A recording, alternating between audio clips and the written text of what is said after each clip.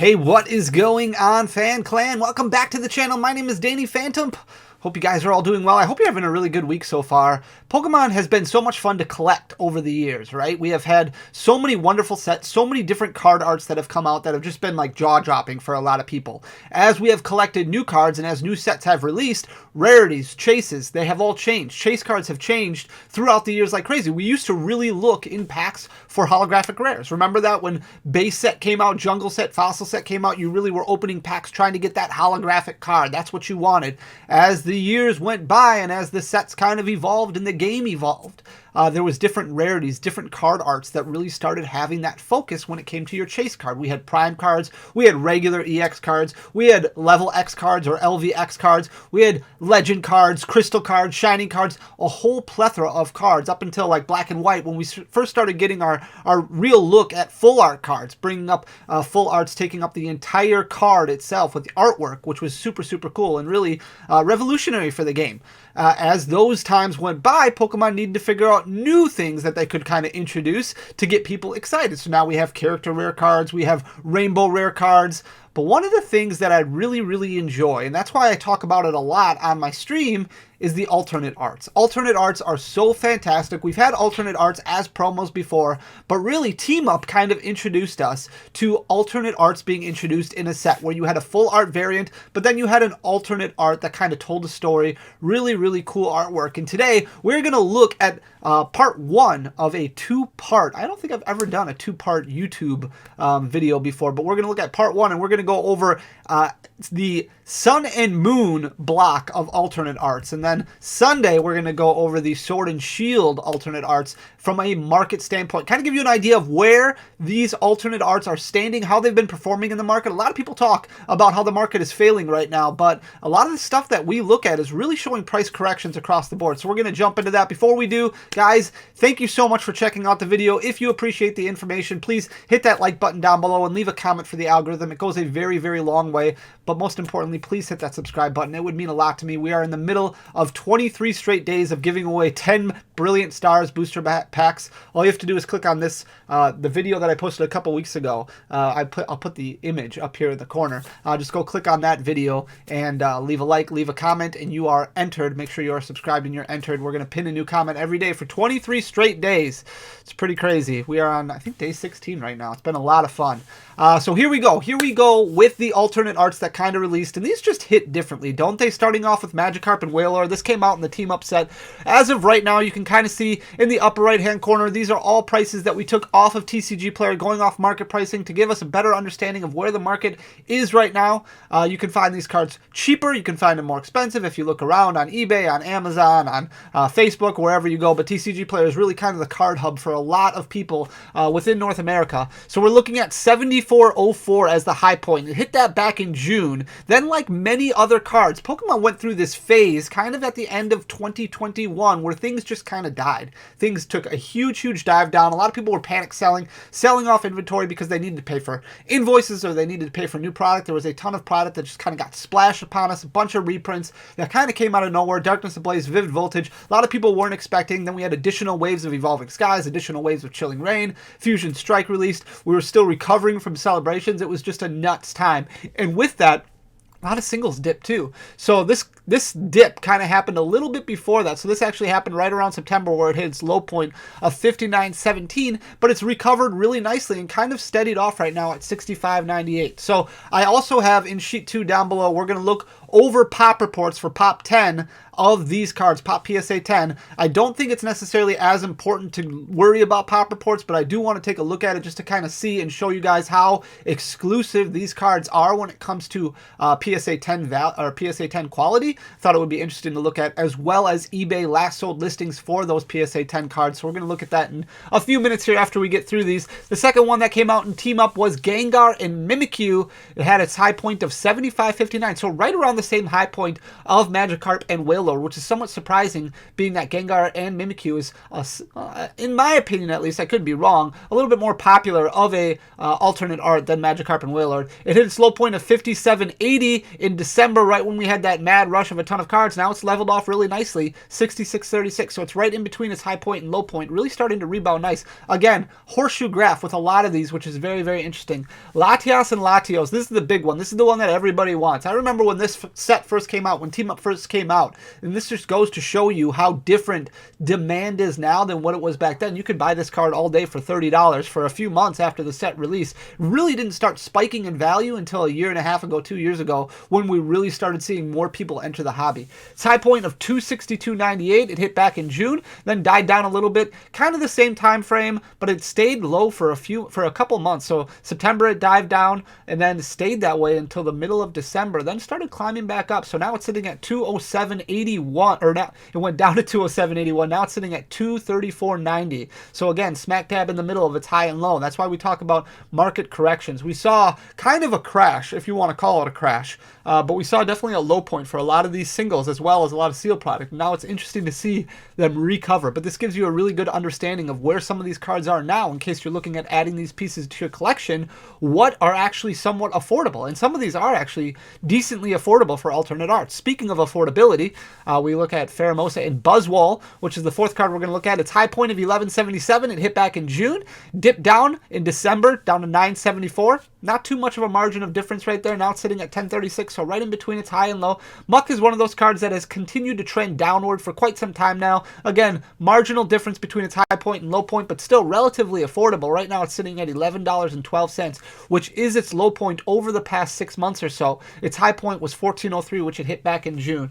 If we look at Marshadow and Machamp, a little bit more of an interesting one because its graph is kind of all up and down, all over the place. So it had some decent value to it, then it tanked, then it went way up, then it tanked, and now it's kind of leveled off at 18.52. It did hit its high point of 20.82 back in September. Its low point, like many other things back in December, hit 17.36. Same thing with Greninja and Zoroark. You really got an up and down pattern right here. 29.37 for its high point, low point of 25.24. Again, marginal difference there in between its high point and low point. So for the most part, these cards have relatively stayed flat throughout the last 7 months. Many of these cards have. 29.37 it hit back in October, then dove way down in November down to 25.24. Now it's sitting at 26.04. So if you're looking at a pattern here and we're talking history repeating itself, you might expect a blip, a little bit of an increase of a few dollars here for a card like Greninja and Zoroark.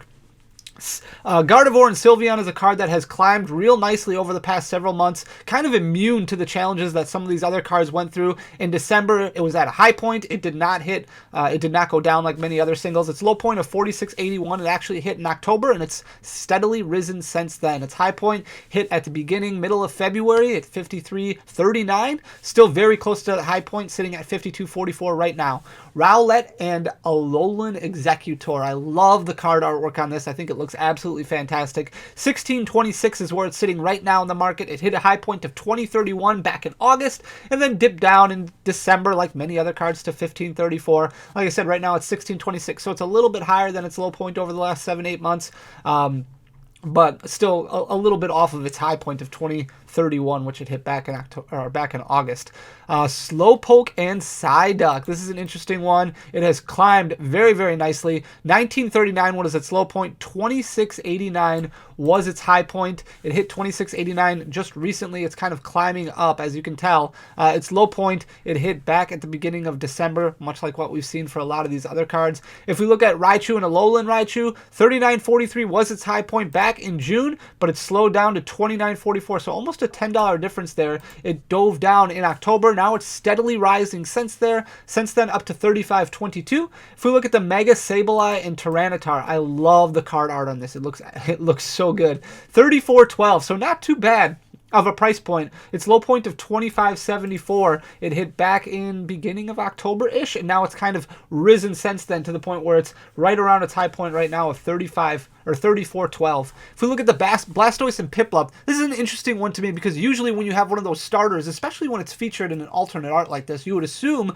that it would be one of the more pricey alternate arts, but that's not necessarily the case. It's kind of in the middle of the pack, much cheaper than several of the alternate arts available. 39.40 is its high point, which it hit back in October. Also hit the same point back in June. It died down a little bit in August, down to 32.94, so about a $7 difference there. It's a little closer to its high point right now than it is to its low point. 36.33 is the current market price on that one. Arceus and Dialga and Palkia, a very cool looking alternate art. At one point, 94.94. This card was very, very expensive, and I thought it was just going to keep climbing and climbing, but it actually went the opposite direction. Kind of at the end of September, beginning of October, it went way down to $80.64, so a $14 difference there. It's almost a 20% drop.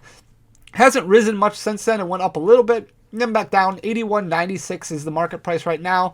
Still well off the pace from 94.94, which it hit back in June, but a little bit better than the $80.64 that it hit kind of at the end of September. Naganadel and Guzzlord. This is the second to last one that we're going to look at. Its high point was $17, which it actually hit recently. It hit kind of when a lot of those other cards sank in price, so it hit in the beginning of December-ish, and then its low point of $12.44. It hit right around July. Right now it's sitting at $15.96. So closer to its high point than its low point, but still kind of trending in that upwards direction. We haven't seen any downward trend right now for the past 7-8 months for Naganadel and Guzzlord. The last card that we're going to look at for this era is Mega Lopunny and Jigglypuff GX. Just a very, very cool looking card. High point of 24.57, which it hit back in June. Much like the Muck and Alolan Muck, this card has done nothing but go down in price. So we haven't seen a whole lot of increases when it comes to this card. Sitting at $19.41 right now, which is just better than its low point of $18.91, which it hit at the beginning of February. So we'll continue to watch some of these cards and see how they perform. They are performing much, much differently than the alternate arts that we see nowadays that started in the Sword and Shield block, but I think it's interesting to kind of go back and look at those last few sets of Sun and Moon, because this really shows you where demand was for these cards, and these cards are much less in the hands of a lot of collectors, much less demand than what it seems like a lot of these Sword and Shield cards are when we're talking about sets like Evolving Skies, where a lot of people really want those Evolutions alternate arts. But still, very good looking cards. We're going to head over to sheet 2 quick and just kind of take a look at these. These are most recent ended auction prices for PSA 10 of each of these alternate arts that had bids on them, so not buy it now prices. And then this is the Pop PSA 10 report, so you can see how many are available in PSA 10 of each card. Again, I don't necessarily recommend paying a ton of attention to the Pop reports. I think you should grade more on what you want to get graded, more on desirability for yourself than worry about what population looks like, but that's a whole different topic for a different video. Magikarp and Wailord selling for $210.12. There's 248 available. We have Gengar and Mimikyu. The last sold was $299.99, so quite a bit more expensive for that PSA 10 compared to what we saw looking at raw pricing when it came to a near mint copy. 221 that are available in PSA 10. Latias and Latios, this card actually went down quite a bit. $688.90 is what you're looking at for the last ended listing as PSA 10. $456 for the Pop report as far as a PSA 10 goes. So quite a bit of those available in contrast to the rest of them. I'll leave it up to your discretion, your thoughts, if you think 456 is a lot or not. I can tell you Pheromosa and Buzzwole with only 87, that is not a lot, but your last PSA 10, $56 it sold for on eBay. So a very, very cheap PSA 10 card that's an alternate art, at least in my opinion. If we look at Muck and Alolan Muck, same thing, $59 for the last PSA 10 sold copy on eBay. 74 is the population report. Marshadow and Machamp, $123.50 was the last ended PSA 10 auction. There's 114 available currently in PSA 10. If we look at Greninja and Zoroark, much more expensive in price compared to the Marshadow and Machamp, $212.50. There's 110 of them available in PSA 10. Then we've got Gardevoir and Sylveon. This card was actually quite a bit more expensive in raw near mint copies than the Greninja and Zoroark, but the PSA 10 copy sold for less. $192.49. There's 202 available in that Pop 10 or in that PSA 10. Rowlet and Alolan Executor, really close to just $100 flat. You're looking at $104.95 as the most recent ended auction on eBay for PSA 10. Only 80 of them available in PSA 10. Slowpoke and Psyduck, $163.99 was the last PSA 10 ended auction on eBay. There's 125 of them available. Raichu and Alolan Raichu, closer to that $200 mark. You're looking at $193.40 with 162 available in PSA 10. Mega Sableye and Tyranitar, $214 was the last PSA 10 ended auction on eBay with 131 available. Then we've got Blastoise and Piplup. Again, somewhat cheap in my opinion. You guys will have to let me know in the comment section down below what you think. $120.05 for the last PSA 10 copy that sold on eBay. There's 220 available in PSA 10 currently. The Arceus and Dialga and Palkia, $356 was the last ended auction on eBay for PSA 10. 295 of those available. And then Naganadel and Guzzlord, only 77 Naganadel and Guzzlord available in PSA 10. The last auction sold for $100 in PSA 10. Finally, Mega Lopunny and Jigglypuff, $71. So this is the third that sell for under $100 in PSA 10. Very interesting, especially with only 78 available. That just tells me not a lot of people are grading those cards, did grade those cards and got them, in PSA 10 fashion. So